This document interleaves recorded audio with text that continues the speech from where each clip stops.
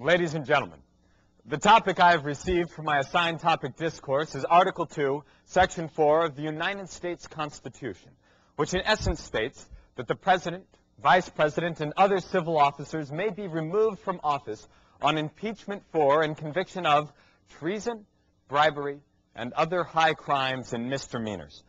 Now, in order to analyze this portion of the Constitution, we must use perspective. Leonardo da Vinci said of perspective, it is the art and bridle of painting. So it is with living. We will use three perspectives when analyzing this portion of the Constitution. First, the past. Why was Article 2, Section 4 included in the Constitution in the first place? Second, the modern perspective. How does this portion of the Constitution continue to affect our modern lives? And finally, the future.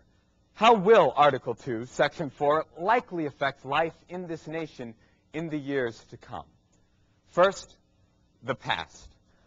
Now, in order to truly understand this portion of the Constitution, we must first realize that Article 2, Section 4 is one of the cornerstones of American government.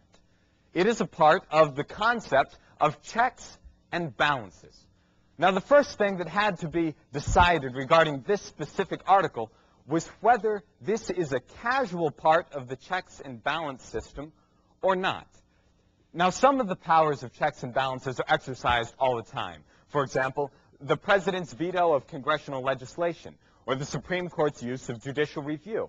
Some of these powers, however, are not quite so common.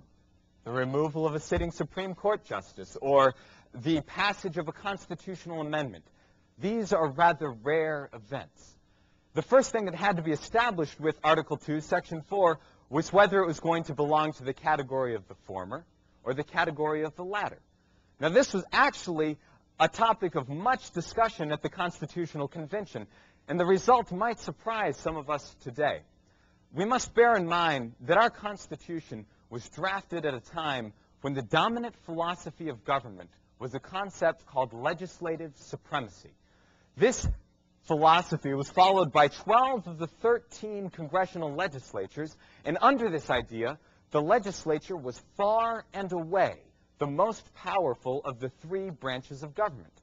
Consequently, many delegates to the Constitutional Convention felt that the impeachment of their chief executive would be of no great consequence in their new nation. However, it was soon realized that impeachment is not an effective means of turnover in a ruling executive officer. As early as 1819, Thomas Jefferson called impeachment a cumbersome, outdated, and dangerous process. This process has been begun twice regarding the president in our nation's history. The first, in the fragmented turmoil following the Civil War, Andrew Johnson was impeached by the House and missed conviction by one vote in the Senate for refusing to follow a law that he felt was unconstitutional. The second brings us into the present. On December 19, 1998, William Jefferson Clinton was impeached by the House and became the first president to be convicted by the Senate.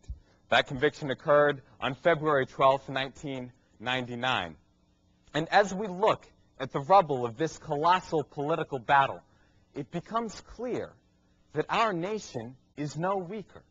And therein lies the true beauty of this portion of the Constitution, the future.